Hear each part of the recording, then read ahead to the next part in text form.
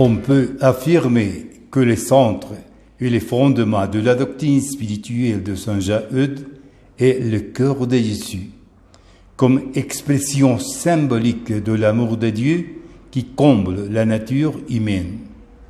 Cependant, ce don divin n'est pas toujours compris par l'homme qui, dans sa liberté, prend des décisions qui éloignent de son identité fondamentale. La proposition spirituelle eurésienne nous amène à reconnaître que l'amour de Dieu est un amour qui regarde la situation de faiblesse et de misère de l'être humain, sa créature qui s'éloignait du chemin que Dieu lui a montré. Le Seigneur se tourne vers lui donne son amitié, le cherche, vers l'un de nous pour nous aimer d'une manière très personnelle, afin que nous puissions le découvrir, l'accueillir et créer ainsi une relation si profonde que nous devenons un avec lui. La seule réponse possible à une telle générosité, à tant de manifestations de Dieu, est de correspondre à son amour symbolisé par le cœur de Jésus. Mais aimer Jésus, aimer Dieu, implique l'amour des autres. C'est un amour intégral. Cette intégralité est exprimée dans 3 dimensions différentes: le physique, le spirituel et le divin. Ce que Saint Jean-Eudes va développer en affirmant que le cœur de Jésus est composé de 3 cœurs qui ne font qu'un: le cœur physique, le cœur spirituel et le cœur divin, 3 cœurs qui ne sont qu'un seul cœur.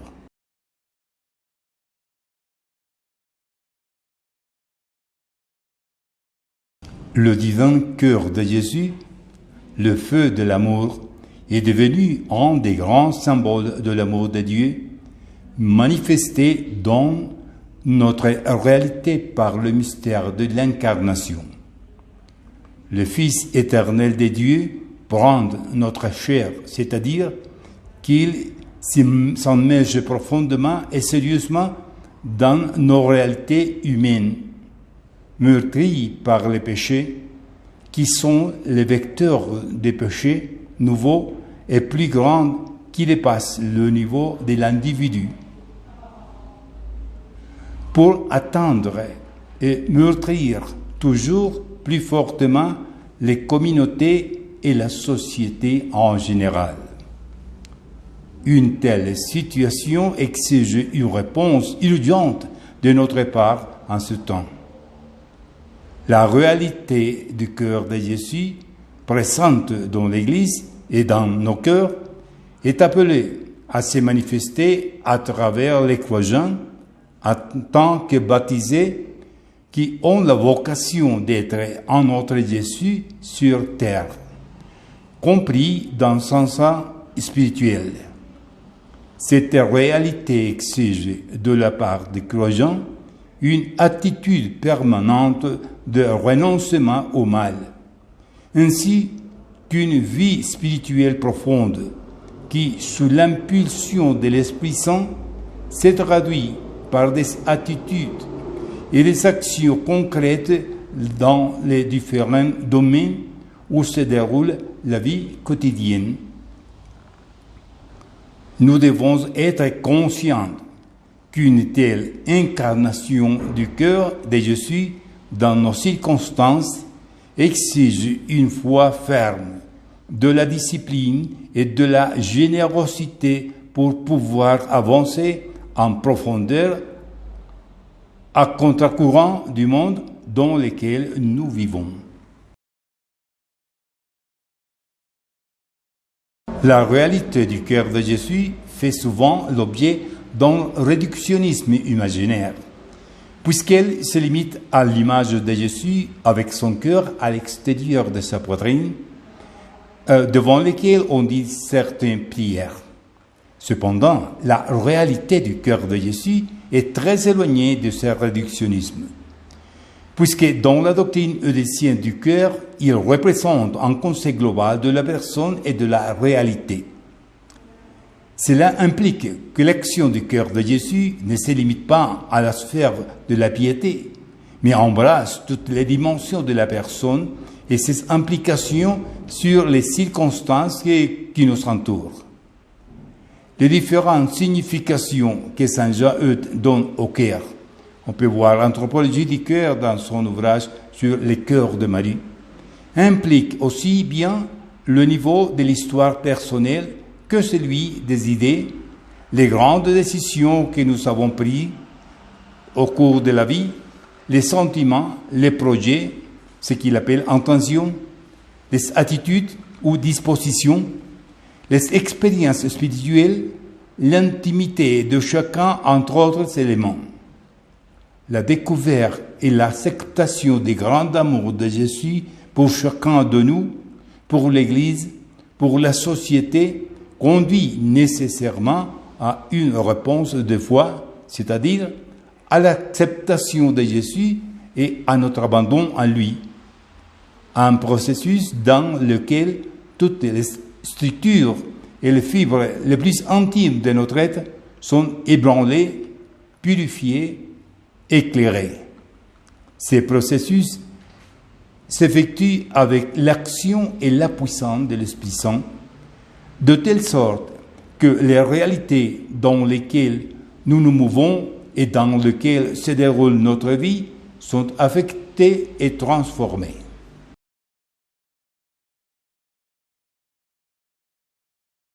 Le Seigneur est le Maître, et nous sommes ses disciples appelés à suivre son processus de formation dans le but de devenir un autre Jésus sur la terre. Le parcours qui va de la conscience de nos péchés, de la vie, de nos misères, à être un autre Jésus, présente une itinéraire qui implique certainement une pédagogie ou andragogie avec certains éléments à prendre en compte. Nous pourrions également partir ici des différentes significations du concept de cœur qui peuvent nous éclairer. De ce point de vue, le chemin à suivre est donc un chemin intégral. Et pourrait-on ajouter, c'est aussi un chemin communautaire ou synodal. Comme prolégumène à cette pédagogie, c'est-à-dire la première partie, il y a notre foi et l'acceptation de la grande réalité de l'amour de Dieu. Dans l'Ancien comme dans le Nouveau Testament, Dieu se présente comme miséricordieux, comme amour, comme gratitude et bonté, ce qui nous amène nécessairement à prendre conscience de notre petitesse, de nos limites et de nos erreurs, de nos échecs, c'est-à-dire de nos misères. Il y a donc la nécessité de mettre de l'ordre dans nos cœurs. Pour y parvenir, nous ne sommes pas seuls, mais pouvons toujours compter sur l'aide de l'Esprit Saint. Une deuxième étape de cette pédagogie est caractérisée par une croissance dans deux grands domaines, celui de la prière et celui du travail pour les vertus avec un accent particulier sur l'humilité. C'est une étape ardue et exigeante, mais en même temps pleine de satisfaction et de consolation spirituelle, ainsi que des tentations qu'il faut surmonter avec effort. Une troisième étape, plus sereine, consiste à attendre l'état dans lequel Jésus est réellement celui qui guide notre cœur et dans chacun de ses différents aspects.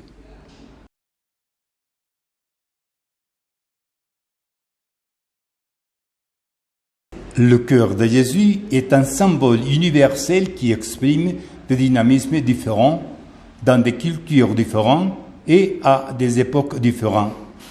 C'est-à-dire qu'il contient en lui-même une force qui peut être interprétée de différentes manières et qui n'est pas un concept statique ou inerte, mais toujours vital. Pour Saint Jean-Eudes, la propriété de ce symbolisme du cœur est renforcée par une autre symbole, le feu, qui possède à son tour son propre dynamisme. Par conséquent, en résumé, nous savons le dynamisme de la vitalité, le dynamisme de l'amour et le dynamisme de l'ardeur. Le dynamisme du cœur n'est pas épuisé dans les trois aspects mentionnés, mais le thème du cœur de Jésus prend une force plus grande puisqu'il s'agit de l'amour de Dieu qui donne la vie en abondance et qui est inépuisable. Saint Jean-Eudes utilise l'expression latine « fornax amoris », fournaise ou foyer d'amour, pour concrétiser en image le dynamisme, le pouvoir puissant et transformateur de la réalité de l'amour. Du point de vue de l'amour en général, la force du cœur revêt diverses formes d'expression, mots, images, poésie, musique et d'autres expressions esthétiques précieuses et pleines de contenu.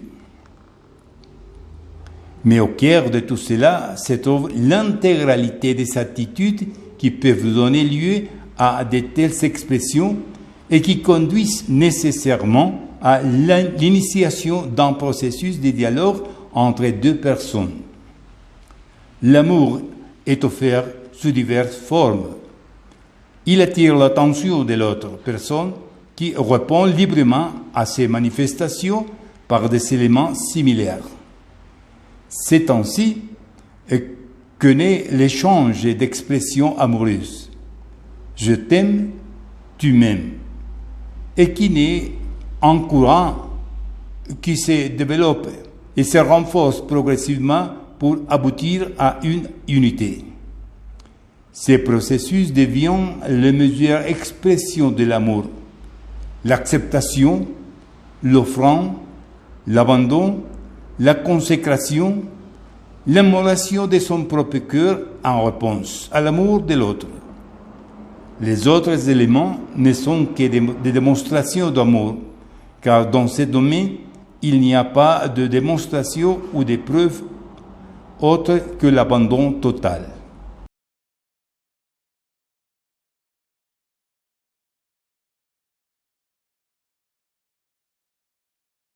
La pastorale qui découle du cœur de Jésus peut également prendre des formes très diverses, que l'on peut systématiser dans les différents pastorales de l'Église et que l'on peut observer au cours de l'histoire, aussi bien dans les institutions que dans les personnes. Le symbole de la pastorale se trouve dans la plaie ouverte du cœur de Jésus, appelé par certains pères de l'Église le meilleur hôpital, le meilleur refuge, qui offre la sécurité à tant de personnes dans les besoins. À son tour, du cœur ouvert coule du sang et de l'eau, qui ont été interprétés comme des deux grands sacrements du baptême et de l'Eucharistie. Le baptême est le sacrement qui donne lieu à une nouvelle naissance, à une nouvelle vie, qui libère du péché et chasse l'action du mal, qui fait de nous des enfants du Père Céleste, membres de Jésus-Christ et temple de l'Esprit Saint. L'Eucharistie est le sacrement qui donne la vie éternelle, qui nous unit intimement au Seigneur, le sacrement de l'amour par lequel nous fissons avec le Seigneur ressuscité et atteignons un point culminant de don mutuel entre Dieu et la créature humaine. Cela implique un processus de formation et d'autonomisation qui nécessite une variété de soins pastoraux afin que les individus et les communautés puissent être transformées en témoins et diffuseurs de cette même réalité. En plus de ce que l'on pourrait bien appeler la pastorale de la blessure du cœur de Jésus, il existe une autre façon d'envisager la pastorale fondée sur les symboles du cœur et de la fournaise du fornax amoris, c'est-à-dire d'un amour en feu et donné pour le bien de tous. En d'autres termes, on peut l'appeler la pastorale de la miséricorde, bien que de manière générale, toute pastorale soit d'une certaine manière une manifestation de la miséricorde du Seigneur. L'accent que nous trouvons dans la spiritualité eudésienne est d'assumer avec une telle profondeur l'amour de Jésus exprimé dans les cœurs comme un fait d'amour qu'il ne s'agit pas tant d'une spiritualité élaborée dans le cadre d'un quelconque projet, certainement bon et respectable, mais de poursuivre et d'achever la miséricorde même diffuse de Dieu, en arrière-plan de la Trinité. Cette miséricorde est la source d'une réponse continue aux besoins, les misères vécues par le monde tout au long de l'histoire et dans différents scénarios. Elle est une source de dynamisme pastoral qui nous transforme en tant que baptisés et pasteurs.